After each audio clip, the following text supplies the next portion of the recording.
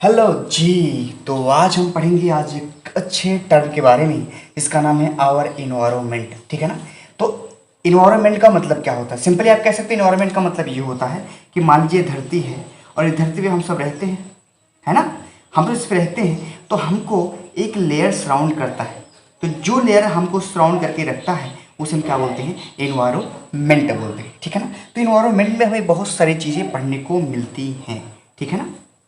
तो अगर मैं बात करूंगा आपको अच्छे से समझाने की, तो मैं कह सकता हूं कि हमारे जो इन्वायरमेंट है इसके अंदर हमें दो चीज़ें से ये मिलके बना है। एक होता है एबायोटिक और एक होता है बायोटिक। तो हमारे इन्वायरमेंट के अंदर हमें एबायोटिक और बायोटिक चीज़ें देखने को मिलती हैं। और अगर हम एबायोटिक की बात करेंगे तो एबायोटिक के अंदर तीन जो एबायोटिक कंपोनेंट है उन तीन चीज़ों के अंदर कैटेगराइज किया गया है।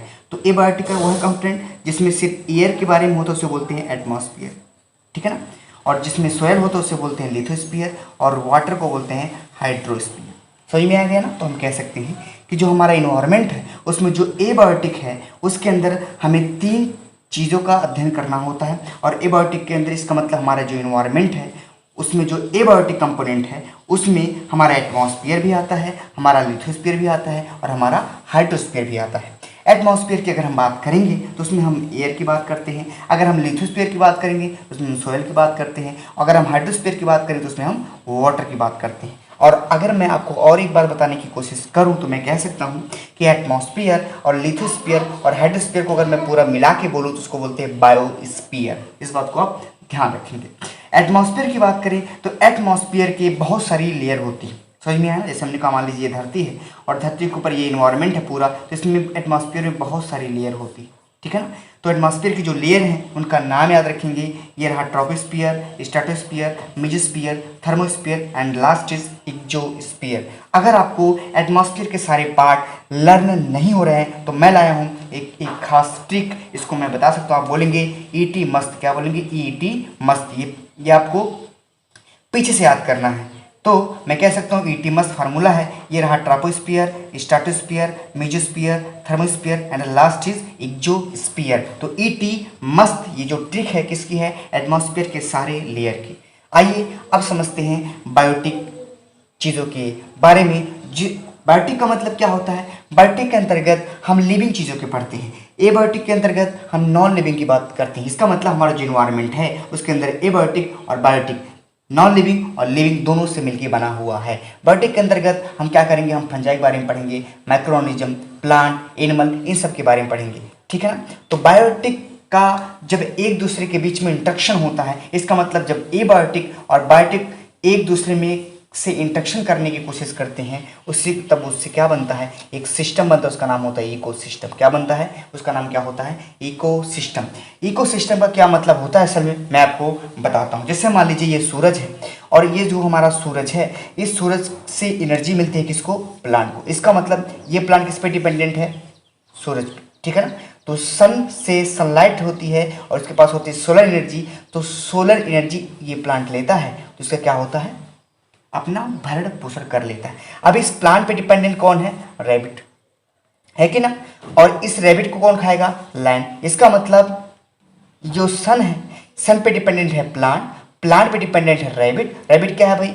रैबिट जो हमारा है ये है हर्बीवोरस और लैंड जो हमारा कार्निवोरस है और जो प्लांट इसको बोलते हैं प्रोड्यूसर। ठीक है ना। तो हम क्या सीख रहे हैं? देखिए हमने कहा कि इस सन की जरूरत किसको है? प्लांट को। इस प्लांट की जरूरत किसको है? रैबिट को। और रैबिट किसको खाएगा? प्लांट को। और लैंड किसको खाएगा? रैबिट को। तो एक बार इसको आइए आसानी समझते हैं। तो हमने कहा इसमें आप जो भी ये देखिए कार है ना, तो कार अपने अंदर से क्या निकालेगा? CO2। ये CO2 निकालेगा ना। और ये जो मनुष्य हैं ये क्या निकालेंगे? CO2। तो वेस्ट प्रोडक्ट इनका क्या है? CO2। लेकिन यही CO2 किसके द्वारा भी निकाला जाता है? रैबिट के द्वारा, लैंड के द्वारा। लेकिन यही CO2 किसका भोजन है? प्लांट का। क्योंकि प्लांट का को फोटोसाइंथेसिस करने के लिए CO2 की रिक्वायरमेंट होती है। किसकी? CO2 की। तो हमने यहाँ देखा कि सारे लिविंग ऑर्गेनिज्म एक दूसरे से क्या रिलेटेड है। अब CO2 आपका क्या है? एबायोटिक कंपोनेंट है CO2। लेकिन प्लांट क्या है? Biotic component. तो हमने कहा कि बायोटिक और एबायोटिक के बीच में जो इंटरेक्शन होते हैं, जो लगाव होते हैं, उसे क्या बोलते हैं? Ecosystem. इसका मतलब जब एबायोटिक और बायोटिक एक दूसरे में इंटरेक्शन करते हैं ना, तब हमारा इको सिस्टम बनता है। जैसे कैसे? तो हमने कहा भाई जो सन है ये लिविंग थोड़ी नहीं है, नॉन लिविंग है। अब सन एबायोटिक है, अब सन एनर्जी देगा तो प्लांट लेगा। अब प्लांट को कौन खाएगा? रैबिट को कौन खाएगा? लायन खाएगा, है ना। लेकिन आप देख रहे हो, ये मान लीजिए ह्यूमन है, ये मान लीजिए कार है, कार से वेस्ट मटेरियल निकलता है CO2। अब ये CO2 रैबिट भी छोड़ता है और लैंड भी छोड़ता है, लेकिन यही CO2 किसके लिए जरूरी है? इस प्लांट के लिए। किस प्रक्रिया को करने के लिए? फोटोसाइंथेसिस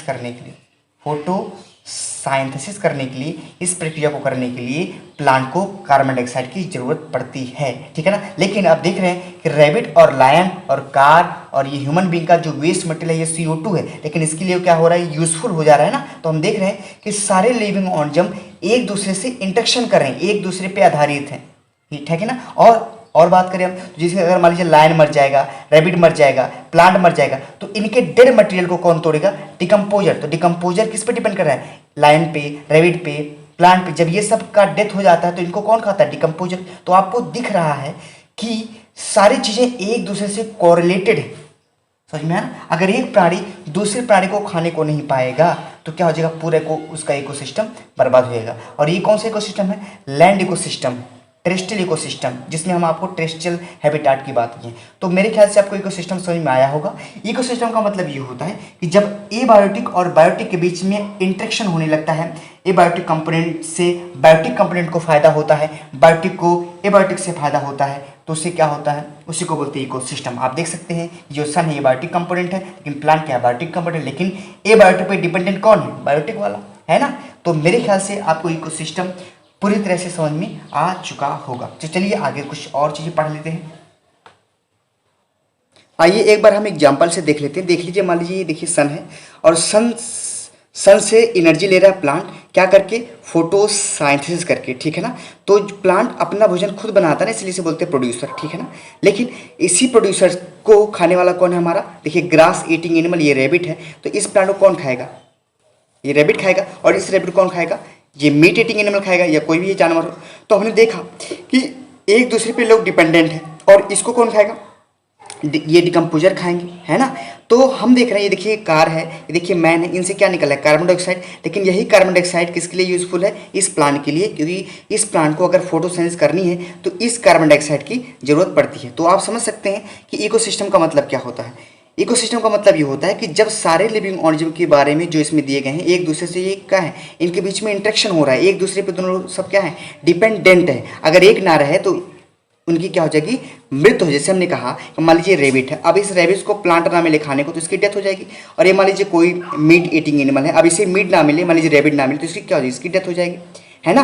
तो अगर मान लीजिए ये एनिमल हुआ, ये कार हुआ, ये भी एनिमल है, ये भी एनिमल है, तो अगर इनके अंदर से कार्बन डाइऑक्साइड की मात्रा बढ़े और कार्बन डाइऑक्साइड को लेने वाला कोई ना हो, जैसे मान लीजिए प्लांट खत्म हो जाए तो कार्बन डाइऑक्साइड का कंजप्शन कौन करेगा? प्लांट ही करता था। तो प्लांट की जब डेथ हो जाएगी तो कार्बन डाइऑक्साइड की अमाउंट ज़्यादा बढ़ जाएगी, और कार्बन डाइऑक्साइड की जब ज़्यादा बढ़ जाएगी तो ग्लोबल वार्मिंग हो सकता है, ठीक है ना। तो ये डायग्राम आपको समझ में आ चुका होगा, और इसको मैं नोट्स में अपने दे दूंगा। अगर आपको मेरे नोट्स चाहिए तो आप DC एकेडमी टेलीग्राम ग्रुप से जुड़ सकते हैं। तो चलिए अब हम आगे और कुछ चीज़ें पढ़ लेते हैं। तो अब चलिए हम आगे समझ लेते हैं इकोसिस्टम के बारे में। इकोसिस्टम मैंने आपको समझा दिया, इकोसिस्टम में इंटरेक्शन कैसे होता है ये भी हमने आपको बता दिया। अब हम समझेंगे इकोसिस्टम के बारे में, ठीक है ना। तो इकोसिस्टम बहुत तरीके से बनाया जाता है। एक होता है नेचुरल इकोसिस्टम, ठीक है ना। तो नेचुरल इकोसिस्टम वो होता है जिसको प्रकृति खुद बनाती है। इसमें आपका दो आता है, टेरेस्ट्रियल जमीन वाला, एक्वेटिक पानी वाला। तो टेरेस्ट्रियल इकोसिस्टम का एग्जांपल आपसे पूछ सकता है तो बोलेंगे फॉरेस्ट क्या है? टेरेस्ट्रियल इकोसिस्टम है। ग्रासलैंड क्या है? टेरेस्ट्रियल इकोसिस्टम है। एक्वेटिक इकोसिस्टम क्या होता है? इसमें पोंड, लेक, रिवर। याद रखिएगा, किसी एक ऑर्गेनिज्म से कभी इकोसिस्टम नहीं बनता है। इकोसिस्टम ये कहता है कि मेरे अंदर अलग अलग प्राणी होंगे और अलग अलग नेचर के होंगे, अलग अलग खान पान के होंगे। कभी कभी आर्टिफिशियल इकोसिस्टम भी बनाया जाता है, जैसे हमने कहा गार्डन और पार्क। ये सारे क्या है? आर्टिफिशियल इकोसिस्टम है जिसको मनुष्य खुद बना सकते हैं। आइए कंपोनेंट ऑफ इकोसिस्टम के बारे में हम जानकारी लेते हैं। किसके बारे में? कंपोनेंट ऑफ इकोसिस्टम के बारे में हम पढ़ते हैं। देखिए इकोसिस्टम दो चीज़ों से मिलकर बना होगा, आपको पता था, बायोटिक और एबायोटिक। एबायोटिक में आपको आएगा CO2 हुआ, O2 हुआ, H2O हुआ, फास्फोरस हुआ, सल्फर हुआ, टेम्परेचर हुआ, प्रेशर हुआ और ह्यूमिडिटी हुआ, ये सारी किस्में आते हैं एबायोटिक में, तो उनको ज़्यादा हमें पढ़ना नहीं है। बायोटिक में आपका आता है प्रोड्यूसर, कंज्यूमर और डीकम्पोजर। और प्रोड्यूसर की बात करें तो भी बताते हैं, कंज्यूमर की बात करें तो इसमें 3 कैटेगराइज करा गया है, एक हर्बीवोरस, कार्निवोरस और ओमनिवोरस, ठीक है ना। हर्बीवोरस को प्राइमरी कंज्यूमर कहते हैं, कार्निवोरस को सेकेंडरी कंज्यूमर कहते हैं और सेकेंडरी कंज्यूमर को प्राइमरी कार्निवोर बोला जा सकता है और टर्शियरी कंज्यूमर को सेकेंडरी कार्निवोर बोलते हैं। ये थोड़ा सा डाउटफुल है बट अभी आपको मैं बताता हूँ। और ओमनिवोरस की बात करें तो अभी हम आपको सब समझाते हैं, ठीक है ना। अगर हम प्रोड्यूसर की बात करें, किसकी बात करेंगे, प्रोड्यूसर की, तो जो प्रोड्यूसर होते हैं इकोसिस्टम के सारे मेंबर के लिए भोजन बनाते हैं। जो प्रोड्यूसर होते हैं इकोसिस्टम में रहने वाले सारे मेंबर के लिए भोजन बनाते हैं, कौन, प्रोड्यूसर। प्रोड्यूसर जो होते हैं, प्रोड्यूसर में कौन कौन आता है मैं आपको बता सकता हूँ। प्रोड्यूसर के अंदर आपका ग्रीन प्लांट आ सकता है, ग्रीन प्लांट आ सकता है, आपका ब्लू ग्रीन अलगा आ सकता है, आपका बैक्टीरिया आ सकता है और कुछ माइन्यूट फाइटोप्लैंक्टन आ सकते हैं। तो आप याद सके प्रोड्यूसर में कौन कौन आएगा, आपका पहला ग्रीन प्लांट आएगा, ब्लू ग्रीन अलगा आएगा और बैक्टीरिया आएगा, ठीक है ना। ये आपको याद रहना चाहिए। इस धरती पे अगर कोई भोजन पहली बार बनाने वाला है उसका नाम क्या पड़ा है, प्रोड्यूसर। प्रोड्यूसर की सबसे खास बात ये होती है, ये क्या करते हैं, ये क्या करते हैं, सन से एनर्जी को ट्रैप करते, सोलर एनर्जी को, और सोलर एनर्जी को वो किसमें, केमिकल एनर्जी में कन्वर्ट करने की इनके पास क्षमता होती है। तो सबसे बड़ा रोल प्रोड्यूसर का ये है, ये सन का सोलर एनर्जी केमिकल एनर्जी में ट्रांसपोर्ट कर सकता है। और इस धरती पे जो एटमॉस्फेरिक ऑक्सीजन है, इस धरती पे जो एटमॉस्फेरिक ऑक्सीजन है उसको प्रोड्यूस करने वाला अगर कोई प्राणी है तो वो कौन है, सिर्फ प्रोड्यूसर है। तो ये सबसे बड़ा इसका रोल है। प्रोड्यूसर जो होते हैं वो सनलाइट एनर्जी को केमिकल एनर्जी में चेंज कर सकते हैं और ये जो प्रोड्यूसर होते हैं ये इस धरती पे एटमॉस्फेरिक ऑक्सीजन को प्रोड्यूस करने में सबसे बड़ा हाथ इन्हीं प्रोड्यूसर का होता है। सारी चीज़ें नोट्स में अच्छे से लिखी हैं। आपको अगर ये नोट्स चाहिए तो आप हमारे DC एकेडमी टेलीग्राम ग्रुप से जुड़ सकते हैं, वहाँ पे आपको नोट्स पड़ जाती है वीडियो अपलोड करने के बाद तुरंत ही। अब बात करते हैं हर्बीवोरस। तो हर्बीवोरस को प्राइमरी कंज्यूमर कहा जाता है, ठीक है ना। हर्बीवोरस क्या कहता है, प्राइमरी कंज्यूमर, और कार्निवोरस को बोला जाता है सेकेंडरी कंज्यूमर। तो मैं कह सकता हूँ जैसे मान लीजिए मैंने लिख दिया कि कार्निवोरस की अगर मैं बात करूँ तो मैं कह सकता हूँ कि जो कार्निवोरस होते हैं ये प्राइमरी कार्निवोरस हो सकते हैं, सेकेंडरी कार्निवोरस होंगे और टर्शियरी कार्निवोरस होंगे। तो प्राइमरी कंज्यूमर को बोला जाता है प्राइमरी कार्निवोरस को बोलते हैं सेकेंडरी कंज्यूमर, ठीक। और सेकेंडरी कंज्यूमर को बोलते हैं, सॉरी, प्राइमरी कार्निवोरस को बोलते हैं सेकेंडरी कंज्यूमर और सेकेंडरी कंज्यूमर को बोलते हैं टर्शियरी कंज्यूमर और टर्शियरी कार्निवोरस को बोल सकते हैं क्वाटर्नरी कंज्यूमर। आप याद रखिएगा, ये मैंने 1 के ऊपर डिग्री लगाया है, इसका मतलब होता है प्राइमरी, और 2 के ऊपर डिग्री लगा है तो सेकेंडरी, और 3 के ऊपर डिग्री लगा है तो टर्शियरी, और 4 के ऊपर डिग्री लगा है क्वाटर्नरी। इस बात को आप याद रखेंगे। मैं आपको इसको एग्जाम्पल से समझा सकता हूँ। तो आप बोल सकते हैं कि कार्निवोर 3 तरीके के हो सकते हैं, प्राइमरी कार्निवोर, सेकेंडरी कार्निवोर और टर्शियरी कार्निवोर, ठीक है ना। प्राइमरी कार्निवोर को ही सेकेंडरी कंज्यूमर कहा जाता है, ठीक है, और सेकेंडरी कार्निवोर को टर्शियरी कंज्यूमर कहा जाता है और टर्शियरी कार्निवोर को क्वाटर्नरी कंज्यूमर कहा जाता है। यह आपको कैसे समझ में आएगा मैं आपको सिंपली बता सकता हूँ। जैसे हमने कहा ये फ्रॉग है, ये आपका फ्रॉग है ना, जो आपका फ्रॉग है, तो ये आपका फ्रॉग क्या है, तो फ्रॉग आपका प्राइमरी कार्निवोर है, इसको सेकेंडरी कंज्यूमर हम कह सकते हैं। फ्रॉग को कौन खाएगा, स्नेक खाएगा ना, तो स्नेक को हम क्या बोल सकते हैं, सेकेंडरी कार्निवोर। और स्नेक को कौन खाएगा, ईगल खाएगा। कौन खाएगा, ईगल। तो हम क्या बोल सकते हैं, ईगल को हम टर्शियरी कार्निवोर बोल सकते हैं। समझ में आया ना। तो हम कह सकते हैं कि कार्निवोर्स में सेकेंडरी कंज्यूमर से स्टार्टिंग होती है। हम अगर डायग्राम की बात करेंगे तो डायग्राम बना सकते हैं। अगर मैं डिकम्पोजर की बात करूंगा तो डिकम्पोजर में आपको बहुत सारी चीज़ें पढ़नी होंगी, मैं उसको अलग से पढ़ाऊंगा, उसमें क्वेश्चन भी मिलते हैं। ओमनिवोरस में आपको स्कैवेंजर के बारे में पढ़ना होता है। सारी चीज़ें नोट्स में दी गई हैं, अच्छे से लिखी गई हैं। और अगर मान लीजिए इन सब चीज़ों को मैं कन्फ्यूज आप होंगे, मैं भी आपको समझा दूँ। जैसे हमने कहा कि मान लीजिए प्लांट है, ये प्राइमरी प्रोड्यूसर है, इसको खाया काऊ ने, या मान लीजिए इसको खाया ग्रासहोपर ने, तो इसको हम हर्बीवोरस बोल सकते हैं। और इसको हम प्राइमरी कंज्यूमर भी बोल सकते हैं। अगर इसी ग्रास को फ्रॉग खाया, ग्रासहोपर है भाई, ये प्लांट था तो इसको ग्रासहोपर ने खाया, तो ये है हेर्बिवोरस और प्राइमरी कंज्यूमर।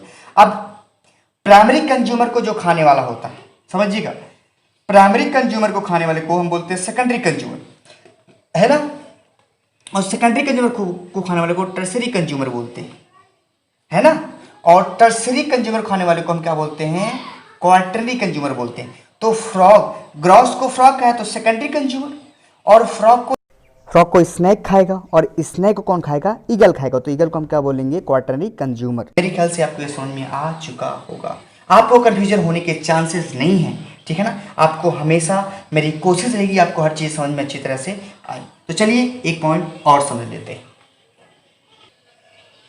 आइए हम एक चीज़ और सीख लेते हैं कि कैसे सारे लिविंग ऑर्गेनिज्म, चाहे बायोटिक हो चाहे एबायोटिक हो, एक दूसरे पे कैसे इंटरडिपेंडेंट होता है। हमने कहा ये मान लीजिए सन है, तो सन की एनर्जी कौन लेगा, प्लांट, तो प्लांट को हम बोल सकते हैं प्रोड्यूसर, क्या बोल सकते हैं, प्रोड्यूसर, है ना। और इसको कौन खाएगा, रैबिट, तो रैबिट को हम असल में बोलते हैं हर्बीवोरस, क्या बोलते हैं, हर्बीवोरस, लेकिन इसको हम बोलते हैं प्राइमरी कंज्यूमर, है ना। और इस रैबिट को कौन खाएगा, लायन, और लायन को हम क्या बोलते हैं, सेकेंडरी कंज्यूमर, और या तो बोल सकते हैं हिट्रोट्रॉप, ठीक है ना। लेकिन हमने अब लायन को तो ये ह्यूमन बींग खाएगा नहीं, तो ह्यूमन बींग चाहे रैबिट को खा ले और चाहे प्लांट को खा ले, तो ये बन जाता है ओमनीवोरस। ये क्या बन जाता है, ओमनीवोरस, जो दोनों को खाया जाता है। हमने कहा कि सिंपल सी बात है, इनका स्क्रीट या डेड पार्टिकल क्या होंगे, इनका एक्सक्रीशन और डेड पार्टिकल सारे क्या होंगे, मिट्टी में मिल जाएंगे, है ना। मान लीजिए लायन मर गया, रैबिट मर गया, है ना, या भी प्लांट ही मर गया, तो इसके सारे पार्टिकल क्या होंगे, इसके सारे रिमेन्स मिट्टी में मिल जाते हैं। उसके बाद कोई नया प्लांट मान लीजिए आया, तो ये क्या करेगा, यहाँ से इनसे न्यूट्रिशन लेगा, मिनरल न्यूट्रिशन का ट्रांसपोर्ट होता है ना। तो हमने सीखा कि मान लीजिए अगर सन ना हो तो प्लांट की डेथ हो जाएगी, अगर प्लांट ना हो तो रैबिट की डेथ हो जाएगी, और रैबिट ना हो तो लायन नहीं जी पाएगा, और अगर ये दोनों ना हो तो ह्यूमन बींग का। तो आपसे पूछेगा, अगर मान लीजिए कि इसी को हम बोलते हैं फूड चेन, इसी को क्या बोलते हैं, फूड चेन, जब एनर्जी एक फॉर्म से दूसरी फॉर्म में चेंज होने लगती है उसे क्या बोलते हैं, एनर्जी। तो हमने क्या सिखाया आपको कि यहाँ पे आप समझ चुके हैं कि एक ऑर्गेनिज्म दूसरे पे डिपेंडेंट होता है अपने भोजन के लिए, ठीक है ना। तो अगर एक भी लिविंग ऑर्गेनिज्म इस चेन से हट जाएगा तो दिक्कत बहुत बड़ी आ सकती है इकोसिस्टम। जैसे हमने कहा मान लीजिए प्लांट को मैं हटा दूं, तो अगर मैं प्लांट को हटा दूंगा तो हम भी मर जाएंगे, रैबिट भी मर जाएगा और लायन भी मर जाएगा, तो इकोसिस्टम पूरा बर्बाद हो जाएगा। तो मेरे ख्याल से आपको ये वीडियो बहुत अच्छी लगी हो। अगर आपको ये वीडियो अच्छी लगी हो तो लाइक करें, सब्सक्राइब करें, और अगर आप हमारे यूट्यूब चैनल पे नए हो तो बेल आइकन को जरूर प्रेस करें, ताकि जब भी हम वीडियो को अपलोड करें ना, तो सबसे पहले नोटिफिकेशन आप तक पहुँचे। आशा करता हूँ ये वीडियो आपके लिए बहुत ही बेहतर बनी हो। थैंक यू, मिलते हैं फिर नेक्स्ट लेक्चर में।